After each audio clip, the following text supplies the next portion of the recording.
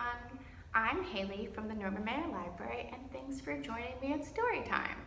Today, our Storytime is going to be about one of my favorite things, and that is art making. What kind of art do you like to make? Very cool. I love painting, and I like making collages, which is when you take stuff from different things and put them all together and make something brand new. So, you always need lots of creativity to make art, which I'm sure everyone has. And so all of our books are going to focus on using our creative brains to make things. So before we get started, I thought we'd sing one of my favorite welcome songs, Hello Friends. So we'll go, hello friends, hello friends, hello friends. It's time to say hello. Perfect. And so for our very first book, both of the books I picked today are published by Simon and Schuster, who give us permission to read them, so thank you. And the very first one is called Parker Looks Up, An Extraordinary Moment. And it's written by Parker Curry and Jessica Curry and illustrated by Brittany Jackson. So we can tell from this author that Parker is a real person, and she is a real little girl who used her creativity to write this book. So that is so exciting, and so let's see what happens. Parker Curry loved to dance. Dressed in her favorite tutu, she imagined she was a dancing queen.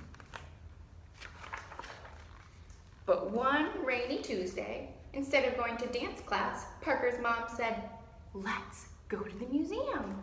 And Parker said, "Ava too." And you can tell that they're talking because they have these speech bubbles coming from them.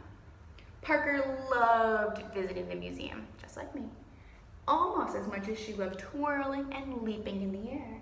She pulled on her boots, and her mom and sister Ava buttoned up their jackets. And their dad said, "Have fun, girls." And they said, "Bye, Dad." And off they went. Splashing and smiling and surprise! Gia, Parker's best friend, greeted them from the top of the museum steps. Because everything is better with a friend, right? Yay, it's Gia! Once inside, the friends hurried down a long hall looking at the paintings all around them. They saw prancing horses and blooming flowers and a bushy necklace and a bushy mustache and a shiny jeweled necklace. And that necklace is worn and painted by one of my favorite artists. Does anyone know her name? It's Frida Kahlo. Two peacocks with red eyes. Can you see those red eyes? And a basket of slimy fish. And they all say, "Ew!" And feathers. Lots and lots of brilliant feathers. And look, the feathers are see them so much that they're almost pulling off the painting. And she says, "Hurry up, Ava." When Gia spotted a playroom, she raced ahead, and Parker charged after her. It says, "Explore." Gia said, "Let's make silly faces." After Gia stuck purple hair onto the easel and Parker added a pirate hat and sunglasses, it was time to go home. And their mom said, "Time to go, girls." Even though we can't see them on the page, we know they're there. Skipping down the hall, the girls spied a row of frilly white tutus. Parker raised her arms, and Gia spun around and around and around. "Wait for me," Parker called, dancing after her friend, until she froze in her tracks, spellbound. Right, so she couldn't move. And then Parker Curry looked up. A portrait of First Lady Michelle Obama loomed before her. She had rich brown skin, just like Parker, and kind, familiar eyes that reminded Parker of her mother, her grandmother, her sister, and yes, even of herself. How could someone look so real and so magical all at the same time? Who is she? Parker asked. Parker's mother's voice filled the air, her words coming to rest squarely on Parker's tiny shoulders.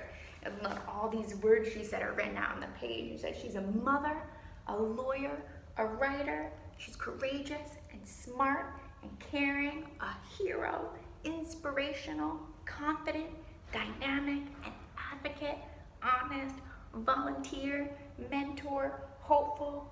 She's a friend and a sister. Just like Parker, right? Some of those words describe her too. She is a queen, Parker whispered, unable to look away, to move, or to breathe. In that moment, Parker saw more than just a portrait. She saw a road before her with endless possibilities.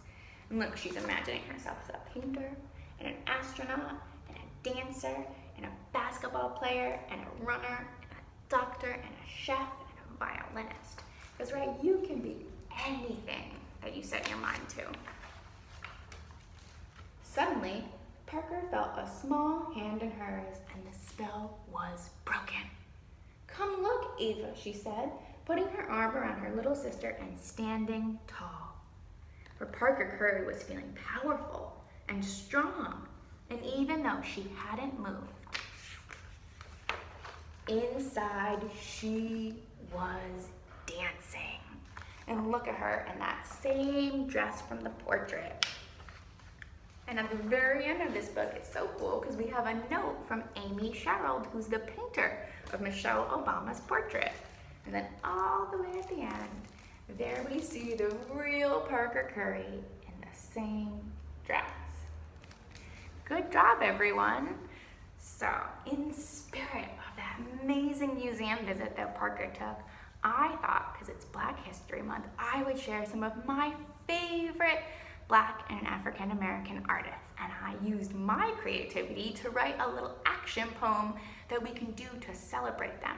So each artist, we're gonna do a little action that helps describe some of the work that they are famous for. So I'm gonna move here, they all are over here, and I'm gonna show them up close as we go through the actions, and then we'll do all of it together. So my very first artist over here is Basquiat. And Basquiat was known for making beautiful graffiti drawings that often had this crown in them. So we're gonna start off by being, show me a crown like Basquiat. And we're gonna put the crowns on our head. And next, we have Macmillan Thomas, who is right up here, and who I love because they are known for making these beautiful, beautiful portraits, mostly of Black women that have these sparkly rhinestones all over them. So if you see one in person, it's gonna sparkle. And so we're gonna sparkle like with rhinestones, like Macmillan Thomas. We're gonna make sparkles with our hands.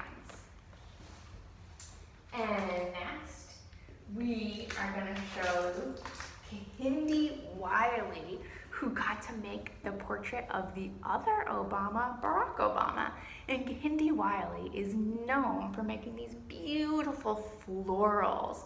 So we're gonna go wild with florals like Kehinde Wiley. I'm gonna take our hands, and this is how you say flower in American Sign Language, and you're gonna grasp the stem and put it around your nose like you're smelling a beautiful flower. And then next, we have Adrian Piper, who's one of my favorite performance artists. So there she is, and that's her a while ago in the 70s, where she used her body. So in performance art, we use our bodies to investigate something and learn more about the world and how people interact. So we're gonna take up our magnifying glasses and we're gonna investigate and interrogate like Adrian Piper. And that's her with a towel stuffed in her mouth. And you can see she's trying to be like, how is everyone gonna react to me if I have this towel stuffed in my mouth? And next, we have, I know they're all my favorites. We have Faith Ringgold, who wrote one of my favorite picture books when I was little, Tar Beach. And she's very well known for making these quilts that show her memories in them. So we're gonna take our sewing needle and we're gonna quilt our memories like Faith Ringgold. And then after her, we have over here Laura Wheeler Waring, who is really well known for being a painter who makes these beautiful brown colors to showcase all the people she had in her life. So we're gonna take our paint mixing stick and we're gonna mix and make the colors of our world like Laura Wheeler Waring. And then last but not least, here we have Augusta Savage, and she was a sculptor. So we're gonna take our little hammers and our chips and we're gonna sculpt our destiny like Augusta Savage. Okay, so let's get ready and we're gonna do it all together, but we'll do it 2 times so we get really, really good at it. So we're gonna go show me a crown like Basquiat and sparkle with rhinestones like Macmillan. And we're gonna go wild with florals like Kehinde Wiley. And we're gonna quilt our memories like Faith Ringgold. And we're gonna interrogate and investigate like Adrian Piper. And we're gonna mix and make the colors of our world like Laura Wheeler Waring. And we're gonna sculpt our destiny like Augusta Savage. Good job, right? So let's do it one more time so we're like experts at it. So go show me a crown like Basquiat and sparkle with rhinestones like Macmillan, and go wild with florals like Kehinde Wiley, and quilt your memories like Faith Ringgold. And we're gonna interrogate and investigate like Adrian Piper, and we're gonna mix and make the colors of our world like Laura Wheeler Waring, and we're gonna sculpt our destiny like Augusta Savage. Good job, everyone. So for our second and last book of the day, we are gonna read Grace and Box by Kim Howard, and the pictures are drawn by Megan Lauder. And I like this book because Grace is using her creativity in it a lot. And so let's see what she does. The day the new refrigerator came, Grace got Box. I think we all know a box is one of the best toys you can get. On Monday, Box was a rocket. On Tuesday, Box was a home. On who knows what day comes next. Wednesday, very good. Box was a tent for camping and also some ruins in Rome. On Thursday, Box was a submarine. On Friday, Box was Hong Kong, right? Because Hong Kong has these really tall skyscrapers. On Saturday, Box was a deep, dark tunnel. But on Sunday, something was wrong.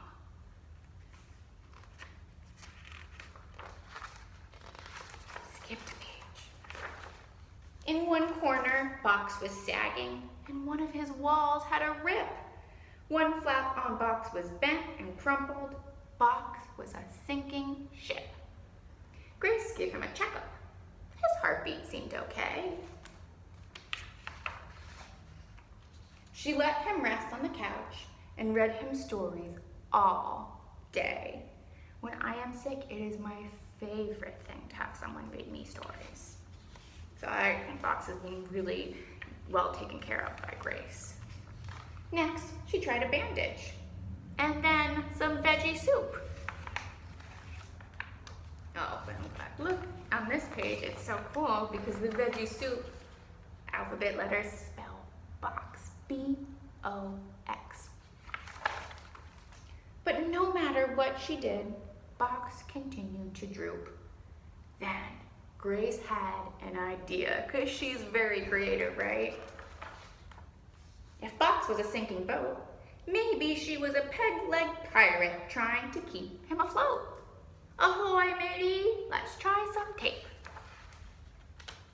Grace fixed the rip in his wall. Get some cardboard for reinforcement. She patched crumples, big and small. Box looked different now, but that didn't matter to Grace. By Monday, he was back to work as another magical place. So a box was a fort, and then a castle, which Grace worked hard to defend. And every few days, a new rip would need a little mending. They played the days away with lots of color and laughter. Because best friends Grace and Box had big dreams to chase after. And look, that is the end of the second book that we're going to read today at Storytime, everyone. So one of my favorite things about that book is that it is showing some really cool play. And play is actually an early literacy practice. So when kids use objects to represent another object in play, like Grace did with Box, that is actually using symbolic and symbolic play is actually using conceptual thinking, right? And that same type of conceptual thinking is what helps kids know that the word apple and a picture of an apple represents that real apple that they can eat. So play, play, play away, because it is helping really get that good conceptual thinking skills really strong. Can anyone remember one thing that Grace used Box for? Like, what did she pretend Box was? Right? Box was a fort. Box was so many different things. So if you have a box at home, try making it into something else.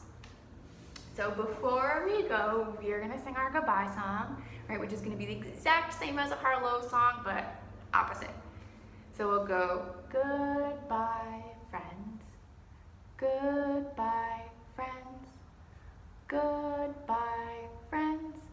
It's time to say goodbye. And if you wanna go visit a museum just like Parker Curry, remember that you can use your library card to check out a museum pass to some of the cool museums in our city, like the New Orleans Museum of Art or the Ogden Museum. And the Contemporary Art Center downtown is always free on Sundays for Louisiana residents. And if then you are so inspired that you want to make your own art, remember that you can come to any library and get a take-and-make craft kit and make your own fabulous artwork at home. So thanks for joining me, everyone. See you soon.